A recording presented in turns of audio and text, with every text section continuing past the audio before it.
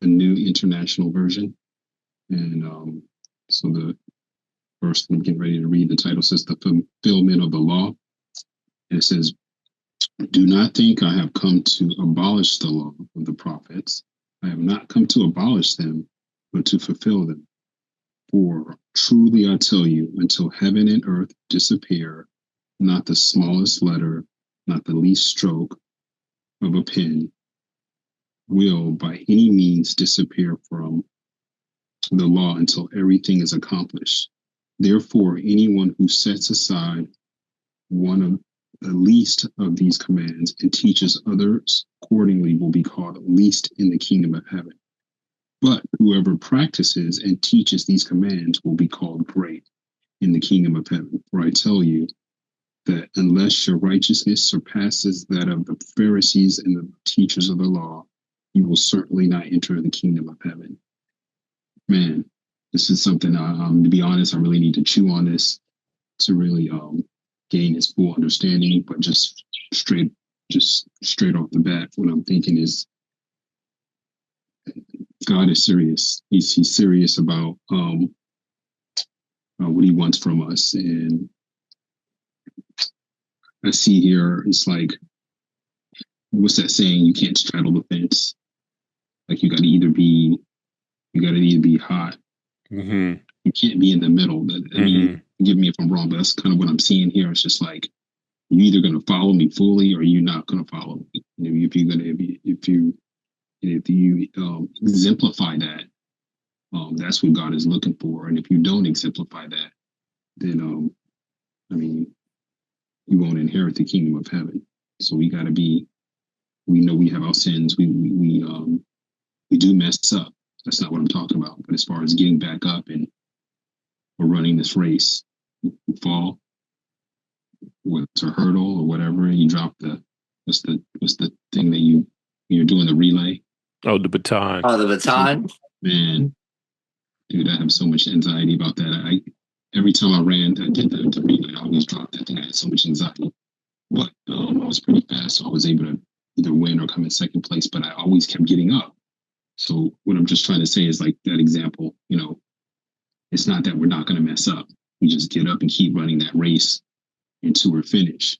But I just think he's at this particular passage, he's really saying it's either going to be all or nothing. So that's what I see. You guys have any thoughts on that? That's all I can get out of that right now. Yeah, I'll start out because everything that you literally said, it makes you think of some scriptures, right? Like, and I'll bring up the most recent thought is the Bible talks about how I'd rather you be hot or cold, for if you lukewarm, I'll spit you out of my mouth, right? Like there was that, and then in the Bible it also talks about how you can't serve two masters, and that's just verbatim, right? Like you're either all in with the Lord or you're not, right? And because even it's funny saying all that, because even partial obedience is the same as disobedience. I can't remember where I think it was First Samuel talks about how Saul was given a command by Samuel, right? God sent Samuel to give Saul a command before he would. For those that don't know, Paul wasn't just Paul. Paul was also known as Saul, who was known for killing Christians. And God sent Samuel to give Saul a command to do like a thing. And instead of Saul doing the thing in full obedience, he did some of it. He did some of it. What I mean by some of it was Saul was commanded to go to a certain land. Can't remember the land. And to kill like the people, the animals, like everything there. But Saul didn't do that. Saul only did partial, meaning he kept like the animals and the cattle and all that stuff to offer as like sacrifices. And in the notes of my study Bible, I highlighted that even partial obedience. Well, yeah, right here, got it right here. Chapter 15, verse 22 in my notes says, Samuel's words to obey is better than sacrifice, drove home the point that partial obedience of God was really disobedience, and the Mm, full obedience of God mattered more than any human concocted alternatives. mm, So those are just things that that just adds on to what you're saying, because it makes it prevalent, right? And mm, even if one, like, because there are believers, right, that are like, that are on fire for the Lord, right? When you hear their word, you're gonna get that burn, right? Like, there's no mm, point, like, you can't just touch fire and you not go expect to go get burned, right? And mm, there are also that are, they have that same, like, level of passion, but they're mm, not as intense, but they're more refreshing, right? Like, you feel the encouragement behind them, right? You feel the peace, right? You feel the gentleness, the kindness, right? Like, you feel some of those, right? But they're still on that level as a believer, right? They're both in full obedience of the Lord, right? Not just partial. And we kind of touch upon what that partial obedience looks like, right? Oh, Mm-hmm. I'm gonna serve the Lord. Yeah, I'm a believer, but I still do X, Y, and Z, right? But I'm a believer though, but I'm a Christian, but you still curse. You know what I'm saying? Like, not just saying, like, not saying we're all perfect, right? We all stumble, but there's a difference when you fall short and you get back, right. You get back up again. For the righteous man falls mm, 7 times, gets back up 7 more times, and you just doing things and you don't care about it. And you kind of know, you kind of see that with somebody, like, whether they care or not, type of thing. mm, mm. Um, those were my thoughts to what you're saying. But brother Mike, I want to hear anything you wanted to chime in on that.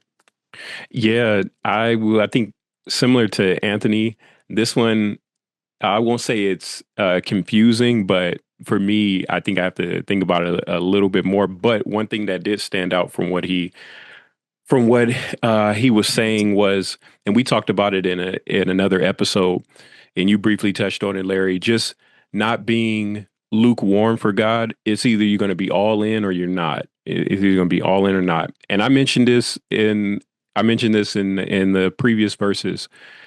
You have to look at it like we are all human. Even as a Christian, hold yourself to a high standard, but understand you are not perfect. You are going to fail and you're going to be challenged. It is what it is. You are going to be challenged. Jesus himself was challenged. You're going to be challenged. The enemy is going to, because it says it in the word that he seeks seeing who he can destroy, who he can destroy. He's like a lion, who he can devour. And so he's always going to be on the prowl. He's always going to be. So you have to be ready for that. It's just going to happen. It's going to happen. Um, but knowing that, that's where you make up in your mind, I need to be all in. I need to be all in with God because I can't fight this. I can't fight this battle alone, thinking that I can go up against the enemy alone. I cannot fight this battle by myself. And I need to equip myself properly because if not, that's when you get caught off guard and then the flesh gets tempted and you may not see it coming, but the flesh gets tempted in some kind of way. So that's what I really took away from it. Just being all in, being all in with Christ and knowing how to deny the flesh, having the knowledge to do so. And we mentioned it briefly too. Uh, my people suffer because of a lack of knowledge, and just having that knowledge to know, okay, I need to in this instance, I need to do this because these are the tools that God equipped me with. So that's kind of what I took from it. Hmm. I don't know if the audience saw, but when David makes that little face, I can tell he's cooking something. See that little face? Go ahead, go ahead, go, go ahead, brother David. I'm Okay. hungry. I'm ready to eat. I'm trying to I'm understanding the script, and the more I look into what particular words mean, I'm trying to develop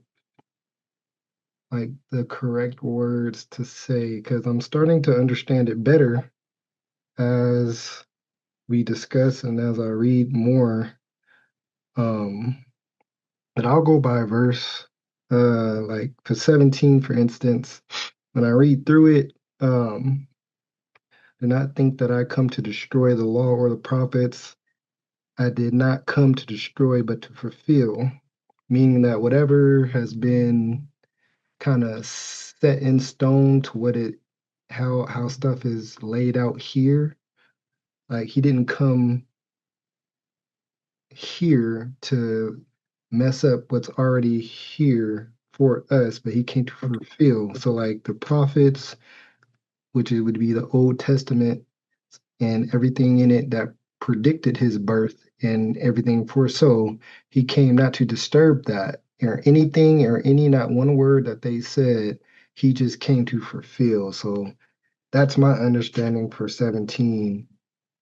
And then for 18, for assuredly, which is basically just confidently saying that I say to you till no, I say to you till heaven and earth pass away, one jolt or one tilt will by no means pass from the law till all is fulfilled.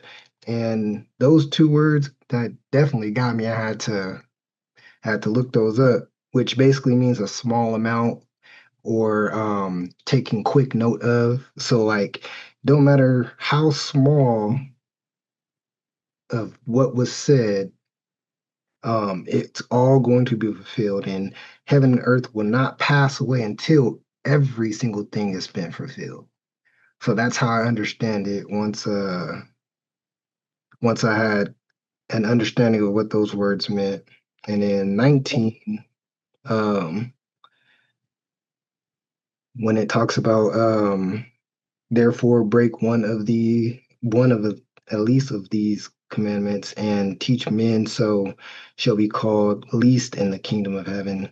Um, Going through 19, I just think it reiterates how I think maybe this was like 2, 3 weeks ago. We were talking about remember I think I was talking about was I talking to you, Larry? When I told you that I had seen somebody's testimony on how uh, they had fell asleep and was in line waiting to be judged by God. Oh yes, When I yes, told you yes, that, yes, yes, yes, yes. I remember. I that's remember. that's what popped up the most. And in that story, to make it quick, they tied into he can hear everybody's judgment, and Yes. there was nothing that can be hidden from what God's saying. At the moment you stepped in front of him and he began to say the things that were going against you, if you in your mind started to think of a lie, everything that was in Mm, your head would be exposed for everybody in line to see. mm, So every single dirty secret, every single word you said, it would play so visually for everybody to see and hear that there is no way that you can lie. So if you are towards the end of that same story, the dude that before he stepped in front said that the woman in front of him was an influencer and she taught the wrong things on whatever social media platform she was on, and she led, I think it said 300,000 astray. So when it says and uh breaks one or shall or teach men, so shall be called least in the kingdom of heaven. So if you're teaching people to go against the commandments that he has, um, you're going to be least favored for the kingdom of heaven. And then those who teaches them the correct way to go about those commandments, called great in the kingdom of heaven. So that's the scenario that was playing in my head when I kept reading that over and over, trying to get a better understanding. Like to like simplify it, if you're going around and you're trying to, let's say, go viral or something like that, and the very thing you do allows whoever is watching to walk a dangerous tightroad or a dangerous path towards doing the wrong things, then you're influencing them in going against the commandments. Mm. And that's what we don't want to do. Mhm. So, and I think that stands for anybody, whether you believe in God or not. If you're leading people astray, there's going to be consequences. Yeah, I think that is a good point. I heard someone say, I forget who, but anytime someone says they're an influencer, they say, this is what you ask. What are you influencing? You're an influencer of what? And that's one thing that we need to take note of, because I see it a lot in, it's not just this group, but I'll use it for the example. I see a lot in like uh, women or young ladies who do OF. You know what those letters stand for, obviously, but who do OF. You're like, no, I don't know what those letters. What do you think? No, but you think of like women who do that. It's like they're younger and younger, and they're influencing. They're seeing what it's just like it started from like the Kim Kardashians, to like the Brittany Renners, and then it's like they're getting even younger and younger, going down the totem pole, and now our women, these are women who should be starting families and mothers and things like that, especially if that's what God called them to do, is to be mothers um, and wives. They are now going in waves that are not of God, I'll say. And so one thing is just to ask, like, what are you influencing? Because they're prioritizing riches, and they're prioritizing things that are clearly not of God, and they're committing things like idolatry, because they're prioritizing money uh, and physical riches over spiritual riches, if anything. So when you brought that up, that came to mind. Was what I had heard someone say is, when someone says they are an influencer, ask them, influencer of what? Like, what are you influencing? You know. Man, yeah, that's a fact. Dang, I was just thinking, shoot, I lost my train of thought.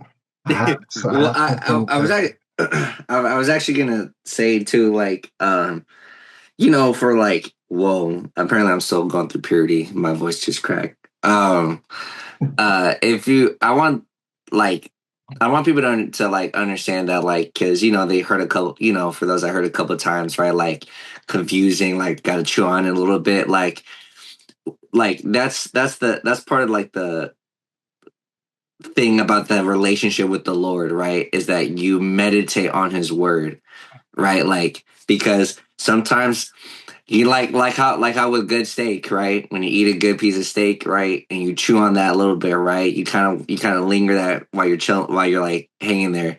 It's like that same thing with spiritual, right? Especially with sections like this that might require that spiritual chewing, right? To kind of meditate on it, and have have the fellowship with that, right? To better understand, to give each other a better understanding on like what the scripture is like in reference to.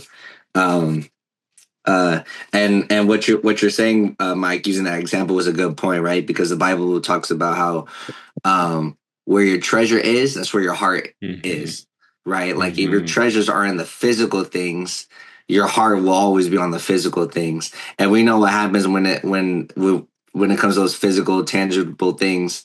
We're always going to keep chasing more. We're always going to keep chasing more. But if you lay your hearts, if you lay your treasures on heaven, on spiritual things, your heart will be fixed on that, right? And but within that comes with like just the peace, right? Like that, like so many people. I hear too many people want money but not peace in their lives, right? Like I'm I'm gonna let some people in the audience sit that for a little bit. No money, no problem. Yeah. Right. That sound like People think money is the peace. They're like, if I get the money, then that'll bring the peace. Oh man, if I get the cars, that big house, you know what I'm saying? It's like you're like you don't notice like the trend, right? Because of culture. That's a whole that Mhm. oh my gosh, that's a whole other thing. But yeah, when you constantly chase these type of things, you're always gonna want more, right? And compared to you keep your treasures on the heaven, and you seek his kingdom, you seek his righteousness, and you will have everything that you need. That's Luke 12:31. And to kind of give you guys mean like Anthony, David, Mike, to give you guys like a side of the piece to chew on. I have a note right here that says when it talks about like the stroke of a letter, so like the Mhm. smallest letter, um, is a slight pen stroke that distinguishes similar letters. Jesus' statement shows that he regarded the Old Testament as accurate and reliable down to the smallest detail. In keeping with his conviction, Jesus taught that fidelity to the Old Testament witness determines a disciple's stature in his kingdom. True fidelity to God's commands is made possible by God's miraculous work in the disciple's heart. Mhm. Uh, um, so that can be like another piece of the puzzle to like think about it, Sean, into things of that nature. Because man, especially when you think about whoever does and teaches these commands, right, will be called great in heaven. I mean, again, it's all about. I think one of the fundamentals, right, is are you living in His Word, type of thing, right? Are you being consistent with the command? And it's not easy, and like I have to say that it's not easy. Like it sounds. There's a difference when things are easy and simple. Mhm. It sounds like it's simple, right? It's simple, but it's not easy. And Mhm. and that's a big thing I really do want to say, because the four of us here like have an area to work on. You know, Absolutely. I don't care. I don't care how, if you're at his feet already, you still have things to work on, right? You still have areas to work on, but that's why it's a relationship, not not religious practices, right? Like not like Pharisees who look at your areas and be like, oh man, hey, look, God's not gonna like that, and you're kind of like condemning, and I'll use that extreme word, like condemning them, right? Or like you're kind of on their heads about it, but you're not looking at the area that you got to work on too, to where it's like, hey, look, brother, God bless you, because I still I got things to work on my end. So before I could even say anything about your end, let me go ahead and work on these things on my end. But the world tells you don't. And I feel like what's the word I'm looking for? Subliminal. Like I feel like a subliminal message that the world constantly tries to tell us, like the opposite.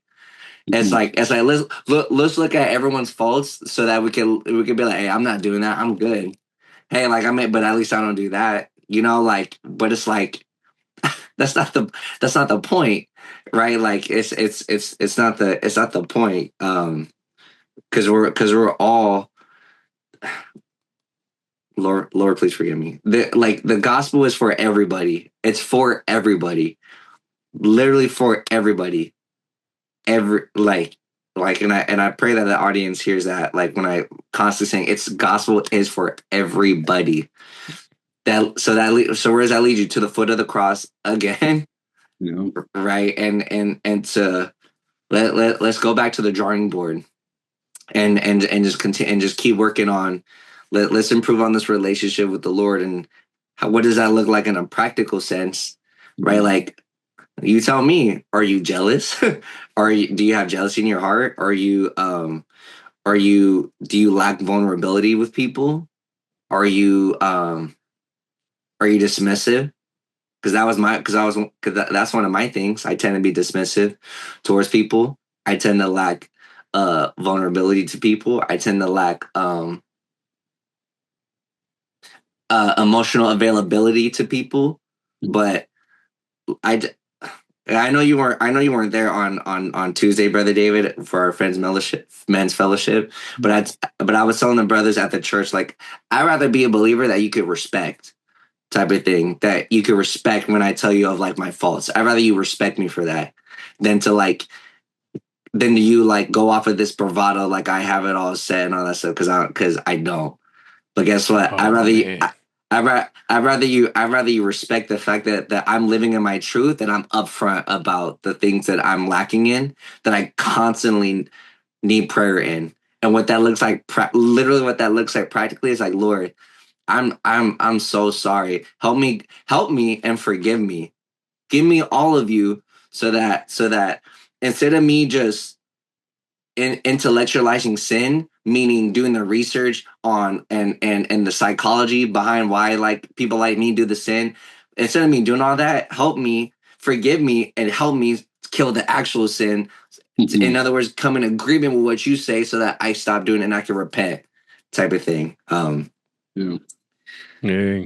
And that's when you said that, man, having rather someone have respect for you, that really I felt that one here. I felt that one here. And I'll say this because I'll share something personal that was challenged with a lot growing up. It was more so how people looked at me. They always saw me walking upright and trying to do the right thing so much and just being a good person naturally that it got to the point where I'm not making this up. I literally had people tell me like, "Oh, I didn't want to tell you because I was afraid I would disappoint you." And I was like, I thought to myself like, "Who am I to make you think that I would be disappointed in you?" And I had to explain to people that the reason why it's ironic that you would think that I look at you and think you have to be perfect. It's ironic that you think of that of me because in some ways I try to continuously walk upright because I don't want people to look at me wrong and think that I'm a bad person. So it's ironic that that person would think that I try to look at them with and try for them to be perfect because I am constantly trying to do my best. And I said, really, it's just me prioritizing doing the right thing. That's really all it is. I'm just prioritizing doing the right thing.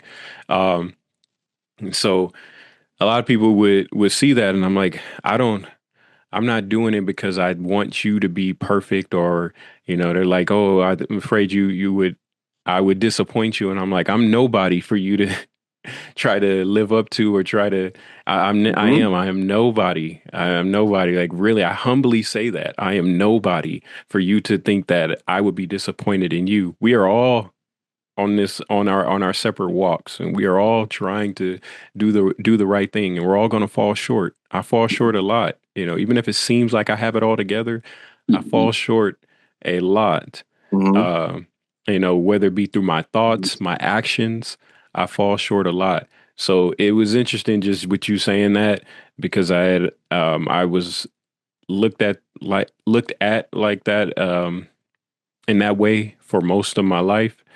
Some people thinking that I would be disappointed or you need to be perfect because I walk upright, and I try to do the right thing and prioritize doing the right thing, that you need to be perfect too.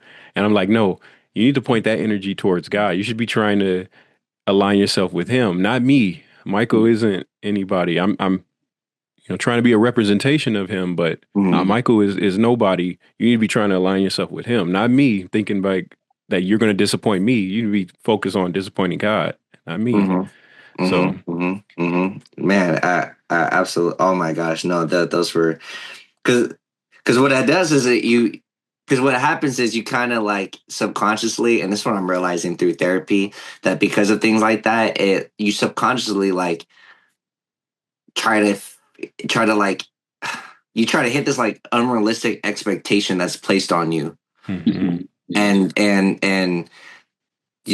I think that was one of the damaging things and like to me mentally because I was constantly trying to hit that standard for people because I wanted someone to be relied on type of thing when it took me therapy to realize like dude, like even if you tried your best you'll never hit it. because that expectation is so unrealistic.